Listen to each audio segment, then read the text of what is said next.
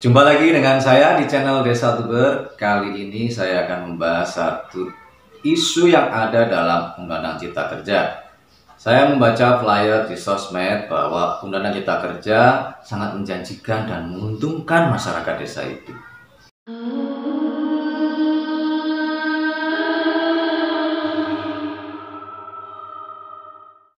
Pasal 87 Undang-Undang Desa yang diubah oleh Undang-Undang CK ini harus dipahami secara teori sosiologis badan hukum. Mengapa harus semacam itu? Supaya kita tidak terjebak mengulangi sejarah di masa lalu. Praktek-praktek BH Bumdesa sebagai lembaga bisnis yang hanya berbicara soal uang dan kekuasaan. Tetapi sekarang kita bicara tentang sumber daya. Ada satu titik lemah juga kalau kaitan dengan pembahasan ini. Izin yang sangat ketat nanti akan diberlakukan oleh Supra Desa terhadap Bumdesa yang mengurus sumber daya air. Ini memang harus hati-hati menyikapinya. Kalau Bumdesa yang mengelola tempat wisata itu mau tidak mau akan menghadapi dua pilihan loh. Ini imajinasi sosiologis saya. Apakah Bumdesa sendiri bisa diakui dan tetap eksis mengelola itu, atau nanti malah terjadi perdebatan lagi unit usahanya Bumdesa yang bisa mengelola itu? Karena apa, di dalam RUCK atau RUCK itu juga ada norma perizinan terhadap sumber daya air seperti Anda lihat dalam layar ini. Ini berbahaya kalau menimbulkan bias-bias pemahaman bahwa desa-desa wisata yang sudah mengelola sumber-sumber daya air, baik itu untuk memenuhi kebutuhan warga maupun untuk menerima kunjungan dari wisata lain, cenderung akan dipersoalkan validitasnya. Ini nggak akan pernah selesai dan hanya menimbulkan konflik di lapangan. Menurut saya konsensusnya adalah biarkan Bumdesa mengelola itu, cek kembali soal manajemen bisnisnya, cek kembali perdesnya, ada nggak sih soal itu. Jangan-jangan mau copy paste dari desa lain, nggak ada urusan pengelolaan dan selalu disepelekan. Kemudian laporan keuangannya perlu didampingi kaitan mampu membuat neraca dan kode-kode akun yang relevan dengan konteks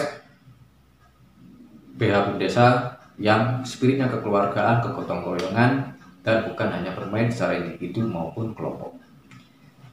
Baik, kita tadi sudah sampai pada konteks konstruksinya. Yang pertama, saya menggunakan perspektif Otto von Kierkegaard tentang Genossenschaft. Genossenschaft ini berarti mengajarkan bahwa Bumdesa itu bagian dari satu kesatuan masyarakat hukum yang organik yang disebut dengan desa. Jadi di dalam desa itu ada kelompok-kelompok yang tidak terlepas satu sama lain dan menguatkan desa itu sendiri.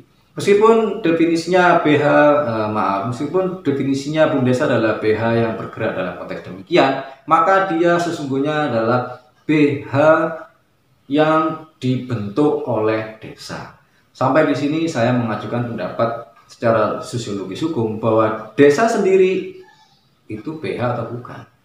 Menurut saya desa juga BH. Nah, desa itu konstruksinya juga badan hukum yang mampu mendirikan Bumdesa sebagai badan hukum. Ini kadang-kadang yang belum terpikirkan teman-teman ketika membahas Undang-Undang CK ini. Desa dapat mendirikan Bumdesa sebagai badan hukum itu dalam pengertiannya. Apakah desa juga badan hukum? Kan ini pertanyaannya seperti telur dengan ayam. Duluan mana? Ya dulu telur.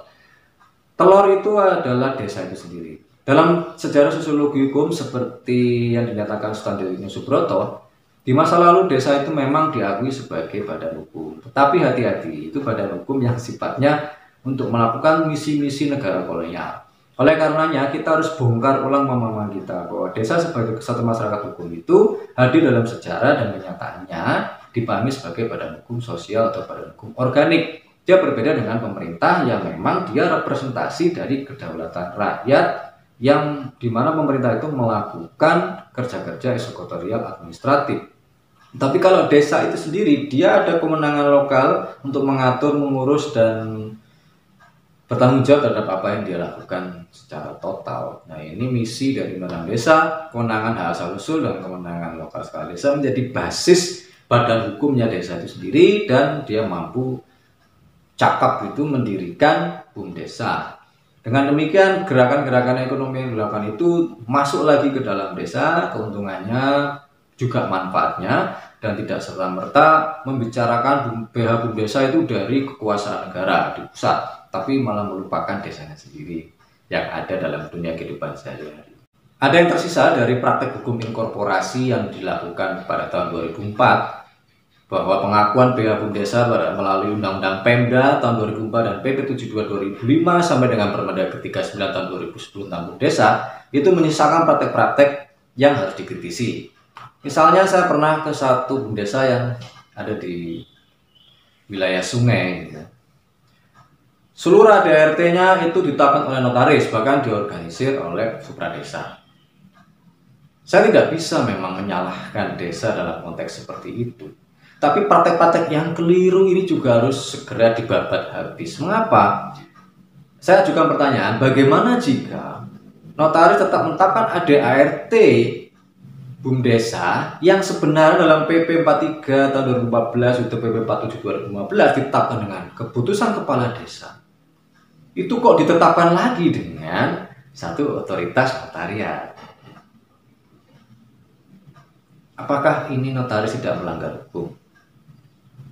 Kita tidak mau sebenarnya memperdebatkan hal ini secara doktrinal, karena kita tahu sama tahu kalau hukum sudah mengatur semacam itu, maka itu mengikat ke jabatan notaris ya. Hanya saja saya membaca peluang baru dalam kaitan dengan notaris, kaitan juga dengan akan munculnya BUM Desa yang marak mendirikan unit usaha berbadan hukum.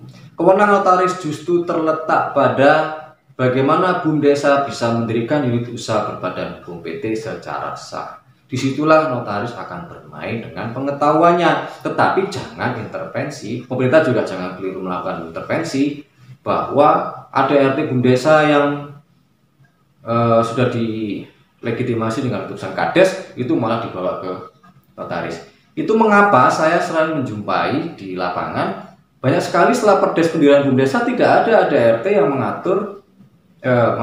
Seringkali saya pergi ke desa menjumpai Perdes pendirian BUM Desa, tetapi ADART-nya nggak ada. ADART-nya itu kosong begitu saja, lalu kemudian tidak ada keputusan kepala desa seperti diamanatkan oleh PP 43 2014 atau PP 47 tahun 2015. Ini menurut saya praktek-praktek hukum inkorporasi yang harus disudahi. Jadi pengakuan hukum terhadap status BH BUM Desa ternyata tidak serta-merta kalau diatur oleh PP semua tahu. Mereka hanya berdasarkan naluri-naluri yang tidak perlu. Nah, saya selalu kritis terhadap fenomena itu, tetapi memberikan peluang baru. Bagaimana jika notaris dan juga pemerintah supradesa misalnya memfasilitasi BUM Desa yang ingin bekerja sama dengan kelompok usaha lain dengan mendirikan unit usaha PT. Tentu di sini notaris bisa melakukan edukasi secara hukum. Yang pertama, modalnya cukup enggak? Itu sumber dari mana? Bersumber dari APBD atau bersumber dari BUM Desa? BUM Desa mampu nyusun neraca atau tidak? Kalau nggak bisa nyusun neraca, hanya cuma laba rugi, sangat diragukan dia untuk mendirikan unit usaha PT. Mengapa? Karena akan jadi konflik aset. Sedangkan aset itu hanya dapat diketahui kalau kita bisa nyusun neraca. Yang kedua, aspek manajemen, banyak sekali perencanaan bisnis tidak ada, sehingga spontan seperti hanya korporasi fiksi. Jadi ya pokoknya buat lah. Ada mendirikan unit usaha yang dibuat, nanti belakangan dipikirnya. Akhirnya ketika rugi, bingung. Satu lagi istilah kerugian dan kepailitan. Kawan-kawan harus hati-hati. Kerugian itu hanya bisa dipahami dalam konteks BUM Desa. Ketika laba nggak ada, jadi kerugian, maka itu dibahas di musyawarah desa. Itu diambil sikap mau menambah modal lewat dana desa, mau melakukan restrukturisasi organisasi, atau melakukan perubahan orientasi, atau sekaligus melakukan penutupan. Tetapi berbeda ketika membicarakan kepailitan. Disinilah aspek notaris bisa melakukan edukasi bahwa kepailitan itu terjadi pada unit usaha yang didirikan oleh BUM Desa. Jadi ketika PT-nya pailit itu bagaimana prosesnya.